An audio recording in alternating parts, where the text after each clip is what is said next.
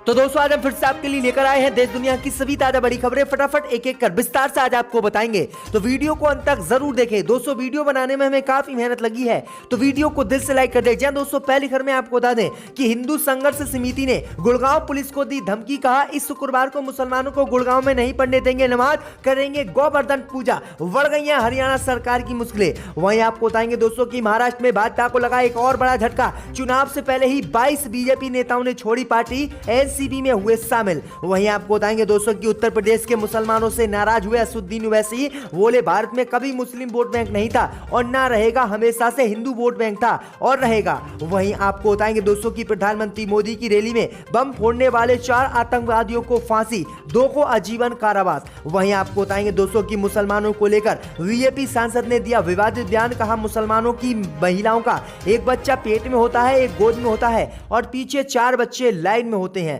वहीं आपको बताएंगे दोस्तों कि सपा मुखिया अखिलेश यादव ने विधानसभा चुनाव लड़ने का किया नहीं ऐलान। कहा मैं नहीं लड़ूंगा यूपी विधानसभा चुनाव। तो सभी खबरों को आपको बताने वाले हैं दोस्तों। वीडियो को लाइक कर चैनल को सब्सक्राइब कर दें और हमें कमेंट करके बताएं कि आपके जिले किस राज्य से हमारी खबरों को देख रहे हैं। इसी बीच तो दोस्तों अगली खबर की ओर, तो हिंदू संघर्ष समिति ने गुड़गांव पुलिस को दी धमकी। कहा इस शुक्रवार को गुड़गांव में नहीं पढ़ने देंगे मुसलमानों को नमाज। दोस्तों आपको बता दें ये बड़ी खबर सामने निकल कर आई दोस्तों की गुड़गांव के सेक्टर 12A में शुक्रवार की नमाज बाधित करने के आरोप में पिछले शुक्रवार को हिंदूवादी संगठनों के 26 लोगों को गुड़गांव पुलिस ने गिरफ्तार किया था।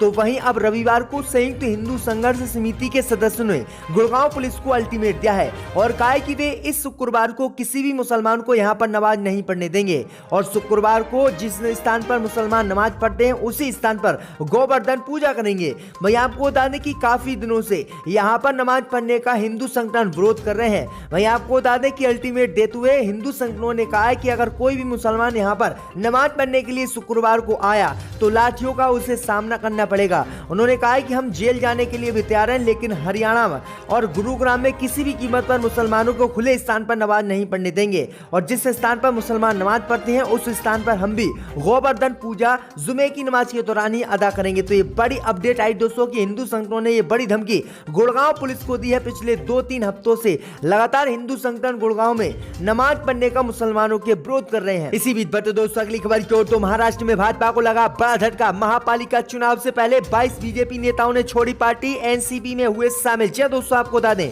ये बड़ी खबर सामने निकल कर आई दोस्तों कि महाराष्ट्र में भाजपा को एक बड़ा झटका लगा है। खबर के मुताबिक आने वाले महापालिका चुनाव से पहले उल्लासनगर में भाजपा के 22 नगर सेवक आज राष्ट्रवादी कांग्रेस पार्टी में शामिल हो गए हैं और बीजेपी का साथ उन्होंने छोड़ दिया है।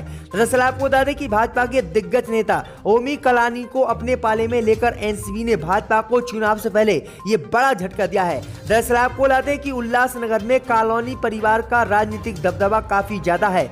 हाल ही में एनसीपी के प्रदेश अध्यक्ष जयंत पाटिल और मंत्री जितेंद्र आव्हाड ने उल्लासनगर का दौरा किया था। इस दौरान उन्होंने भाजपा नेता रह चुके पप्पू कलानी से मुलाकात भी की थी। एनसीपी नेताओं के साथ मुलाकात करने के बाद पप्पू कलानी के पार्टी छोड़ने के प्रयास लगाए जाने थे, तो जिसके बाद 22 बीजेपी नेताओं ने ये पार्टी छोड़ी और भाजपा को बड़ा झटका दिया है। इसी बीच पर तो दोस्तों अगली खबर की ओर, तो उत्तर प्रदेश के मुसलमानों से नाराज हुए असदुद्दीन ओवैसी। कहा भारत में कभी मुस्लिम वोट बैंक नहीं था और ना रहेगा, हिंदू वोट बैंक हमेशा से था और रहेगा। दोस्तों आपको बता दें कि यूपी चुनाव में असदुद्दीन ओवैसी का साथ ना देने को लेकर असदुद्दीन ओवैसी उत्तर प्रदेश के मुसलमानों से नाराज हो गए हैं और असदुद्दीन ओवैसी ने इस नाराजगी को जाहिर करते हुए बड़ा बयान दिया है। असदुद्दीन ओवैसी ने कहा है कि भारत में कभी भी मुस्लिम वोट बैंक नहीं था और ना ही रहेगा, हमेशा से हिंदू वोट बैंक था और रहेगा। असदुद्दीन ओवैसी ने यह बात उत्तर प्रदेश के सहारनपुर में आयोजित एक जनसभा में कही है। असदुद्दीन ओवैसी के इस बयान का वीडियो भी ट्विटर अकाउंट पर पोस्ट किया गया है। असदुद्दीन ओवैसी ने कहा है कि 2014 के चुनाव में मजलिस नहीं लड़ी, फिर भी बीजेपी कैसे जीत गई। 2017 में विधानसभा चुनाव में मजलिस 25 से 27 सीटों पर लड़ी, बीजेपी ने फिर 300 सीटें जीत दर्ज क्यों की। 2019 के लोकसभा चुनाव में सपा बसपा मिलकर लड़े, सिर्फ 15 सीट जीते, ये कैसे बाकी सीटों पर बीजेपी जीत गई। असदुद्दीन ओवैसी ने कहा है कि मुसलमान उत्तर प्रदेश में सिर्फ हिंदुओं को वोट देगा, इसलिए उत्तर प्रदेश में मुसलमानों का कोई वोट बैंक नहीं है, हिंदुओं का वोट बैंक था और रहेगा। तो ये बड़ी अपडेट आई दोस्तों की बड़ा हमला असदुद्दीन ओवैसी ने यूपी के मुसलमानों पर बोला है और कहा कि आप अखिलेश यादव मायावती के ही आगे पीछे रहो, आप किसी और को वोट ना दो। तो ये बड़ी अपडेट आई दोस्तों। असदुद्दीन ओवैसी काफी नाराज यूपी के मुसलमानों से इसी बात को लेकर हो गए हैं। इसी बीच बढ़ते दोस्तों अगली खबर की ओर तो प्रधानमंत्री मोदी की रैली में बम फोड़ने वाले 4 आतंकवादियों को फांसी, 2 को आजीवन कारावास। जी दोस्तों, आपको बता दें कि पटना के गांधी मैदान में 27 अक्टूबर 2013 को हुई प्रधानमंत्री मोदी की हुंकार रैली के दौरान हुए सीरियल बम धमाके में आज एनआईए कोर्ट ने सजा सुनाई है। अपना जजमेंट पढ़ने के बाद जज गुरविंदर सिंह ने सभी आतंकवादियों को सजा सुना दी। एनआईए कोर्ट ने 4 दोषियों को फांसी की सजा और 2 को आजीवन कारावास की सजा सुनाई है। वहीं 2 अन्य दोषियों को 10-10 वर्ष की सजा दी गई है और एक दोषी को 7 साल की सजा सुनाई गई है। दरअसल आपको बता दें कि 2013 में हुए इस बम ब्लास्ट मामले में 8 वर्षों के बाद 27 अक्टूबर के दिन ही पटना के विशेष एनआईए कोर्ट ने 9 आतंकवादियों को दोषी करार दिया था। आज 1 नवंबर को सजा सुनाई गई है। हुंकार रैली के दौरान गांधी मैदान पर पटना रेलवे स्टेशन पर सिलसिलेवार बम धमाके हुए थे, जिसमें 10 लोगों की जान चली गई थी और सैकड़ों लोग जख्मी हो गए थे। पटना में हुए बम ब्लास्ट केस गांधी मैदान व पटना रेल थाने में दर्ज किया गया था। बाद में मामले की जांच एनआईए को सौंप दी गई थी और एनआईए ने इस मामले में 11 आरोपियों को गिरफ्तार किया था और सभी को आज सजा सुना दी गई। तो ये बड़ी अपडेट आ रही दोस्तों। इसी बीच बढ़ते दोस्तों अगली खबर की ओर तो बीजेपी नेता का मुसलमानों पर विवादित बयान। कहा, एक बच्चा पेट में, एक गोद में, पीछे लाइन में 4 बच्चे, मुसलमानों पर विवादित बयान। जी दोस्तों, आपको बता दें कि भारतीय जनता पार्टी की सांसद रूपा गांगुली ने मुसलमानों की आबादी पर एक विवादित बयान दिया है। उन्होंने कहा है कि मुस्लिम महिलाएं एक बच्चा पेट में, एक गोद में और 4 बच्चे पीछे लाइन में लिए चलती हैं। उन्होंने ये भी कहा है कि मुसलमान बहुत शादियां करते हैं और कम उम्र में ही अपने बच्चों की शादी कर देते हैं। रूपा गांगुली ने न्यूज 24 से बातचीत में कहा है कि मुझे लगता है कि इतनी शादियां क्यों करते हैं मुसलमान लोग, वो सही नहीं है। अपनी एक बीवी का असम्मान कर देते हैं, न दूसरी शादी करते हैं और तीसरी शादी भी कर लेते हैं और बच्चे भी एक नहीं बल्कि 10-10 बच्चे पैदा करते हैं।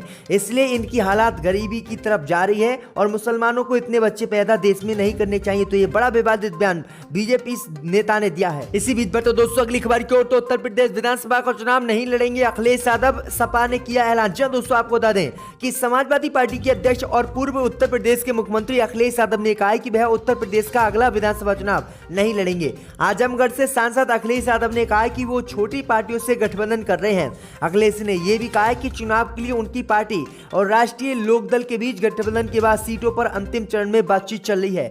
चुनाव में चाचा शिवपाल सिंह यादव की प्रगतिशील समाजवादी पार्टी को साथ लेने की संभावनाओं पर अखिलेश ने कहा है कि मुझे इसमें कोई भी समस्या नहीं है, उन्हें और उनके लोगों को उचित सम्मान दिया जाएगा। इससे पहले हरदोई में अखिलेश यादव ने उत्तर प्रदेश के मुख्यमंत्री योगी आदित्यनाथ पर युवा सोच को ना समझ पाने का तंज कसते हुए रविवार को कहा कि जो आज के युग में लैपटॉप और मोबाइल फोन भी चलाना ना जाने, वे युवाओं के हित की बात कैसे समझेगा। अखिलेश ने यह बड़ा हमला योगी पर भी बोला और अपने विधानसभा चुनाव लड़ने से साफ इनकार कर दिया। कहा कि मैं विधानसभा चुनाव उत्तर प्रदेश 2022 के चुनाव में नहीं लड़ूंगा। इसी बीच बढ़ते दोस्तों अगली खबर की ओर तो न्यूजीलैंड से मैच हारने के बाद विराट कोहली की फैमिली को अंधभक्तों ने दी धमकियां। जी दोस्तों, आपको बता दें ये बड़ी खबर सामने निकल कर आई दोस्तों की T20 वर्ल्ड कप 2021 के अपने दूसरे मुकाबले में भारत को न्यूजीलैंड के खिलाफ 8 विकेट से हार का सामना करना पड़ा। इस हार के बाद भारतीय टीम के सेमीफाइनल में पहुंचना काफी मुश्किल लग रहा है। गौरतलब है कि मौजूदा T20 विश्व कप के पहले मुकाबले में भी भारत को पाकिस्तान ने 10 विकेट से हरा दिया था। वहीं आपको बता दें कि अब न्यूजीलैंड से टीम इंडिया की हार के बाद अंधभक्त विराट कोहली के पीछे पड़ गए हैं। अंधभक्त लगातार विराट कोहली को गाली दे रहे हैं और विराट कोहली की फैमिली को धमकियां मिल रही हैं, जिसकी जानकारी विराट कोहली ने दी है। विराट कोहली की जो पत्नी है, उनकी बेटी है, उनको भी गंदी गालियां विराट कोहली को अंधभक्त दे रहे हैं। तो यह बड़ी अपडेट आई दोस्तों की अंधभक्तों ने विराट कोहली के खिलाफ मोर्चा खोल दिया है। इसी बीच बढ़ते दोस्तों अगली खबर की ओर तो बिहार उपचुनाव में तेजस्वी ने नीतीश पर लगाया धांधली का आरोप। कहा जीतने के लिए कुछ भी कर सकती हैं भाजपाई। जी दोस्तों, आपको बता दें कि बिहार में विधानसभा की 2 सीटों पर कुशेश्वर स्थान और तारापुर में हुए उपचुनाव के कल नतीजे आने हैं। इससे पहले मुख्यमंत्री नीतीश कुमार और नेता प्रतिपक्ष तेजस्वी यादव के बीच चुनावी जंग शुरू हो चुकी है। दरअसल आपको बता दें कि तेजस्वी यादव ने कहा है कि नीतीश कुमार ने धन बल सब लगा दिया, वे जीतने के लिए कुछ भी कर सकते हैं लेकिन जीत हमारी ही होगी। मतगणना में गड़बड़ी की आशंका के चलते तेजस्वी यादव ने नजर रखने के लिए दरभंगा के लिए रवाना हो गए हैं। दरभंगा रवाना होने से पहले तेजस्वी ने चुनाव में में धांधली का आरोप लगाते हुए कहा है कि नीतीश कुमार के पास कहने को कुछ नहीं है, उन्हें शर्म आ रही है। जो वीडियो वायरल हुए हैं उनमें कौन लोग थे, इसके पास कोई जवाब नहीं है। नीतीश कुमार ने धन बल सब लगा दिया, लेकिन चुनाव में हमारी ही जीत होगी, चाहे वह ईवीएम में कितनी भी गड़बड़ी कर लें। इसी बीच तो दोस्तों अगली खबर की ओर, तो पेट्रोलियम उत्पादों पर एक्साइज ड्यूटी, सरकार की कमाई बढ़ी, राहुल गांधी कहा जेब कतरों से रहें सावधान। जब दोस्तों आपको बता दें कि मनमोहन सिंह की सरकार में महंगाई का मुद्दा बीजेपी ने जोर शोर से उठाया था। साथ ही इसी वादे के साथ वो सत्ता में वापस आएगी कि महंगाई पर लगाम लेगी, लेकिन अब सारे रिकॉर्ड टूट गए हैं। 80 रुपए के करीब बिकने वाला पेट्रोल कई शहरों में 120 रुपए प्रति लीटर के पार पहुंच चुका है, जबकि डीजल 105 रुपए के करीब है। इसको लेकर कांग्रेस के पूर्व अध्यक्ष और सांसद राहुल गांधी ने मोदी सरकार पर निशाना साधा है। राहुल गांधी ने एक मीडिया रिपोर्ट ट्विटर पर साझा की, जिसमें बताया गया है कि एक्साइज टैक्स से सरकार की कमाई बढ़ गई है। इस वजह से कई शहरों में पेट्रोल 120 रुपए पहुंच गया है। उसी का स्क्रीनशॉट पोस्ट करते हुए राहुल गांधी ने लिखा है कि जेब कतरों से सावधान रहे। दरअसल आपको बता दें कि कुछ दिन से ही केंद्र की मोदी सरकार टैक्स बढ़ा रही है, एक्साइज ड्यूटी भी जो है पेट्रोल डीजल पर बढ़ा रही है, जिसके कारण पेट्रोल डीजल के दाम लगातार महंगे हो रहे हैं। और इसी को लेकर राहुल गांधी कांग्रेस बीजेपी को घेर रही है, लेकिन बीजेपी को इससे कोई फर्क नहीं पड़ रहा है। चाहता मैंने ये भी देखा था 2006 में